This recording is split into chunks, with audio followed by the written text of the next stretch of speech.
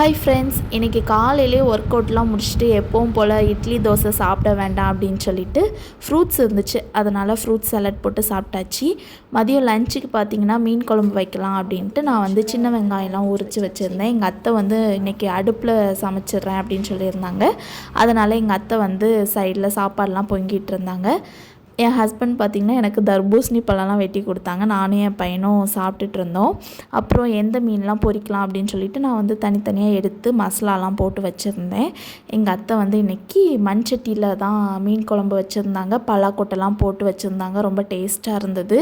நானும் சைடில் பார்த்திங்கன்னா ஃப்ரை பண்ணி முடிச்சிட்டேன். அப்புறம் எல்லோரும் உட்காந்து சாப்பிட்டுட்டு இருந்தோமா. இடையில பார்த்திங்கன்னா இடி அப்புறம் கரண்ட்டெல்லாம் கட் ஆச்சு. என்னன்ட்டு வெளியில் பார்த்தோன்னா மழை பெய்ய அப்படியே ஸ்டார்ட் ஆச்சு. கொஞ்ச நேரத்தில் பார்த்திங்கன்னா வெளுத்து வாங்கிட்டு மழை. அப்புறம் என் பையனை கூட்டி வச்சு இதுதான் மழை, இப்படி தான் மழை பெய்யும் அப்படின்னு சொல்லிட்டு அவனுக்கு காமிச்சிட்டு இருந்தேன். அவ்வளோதான் ஃப்ரெண்ட்ஸ், பாய்.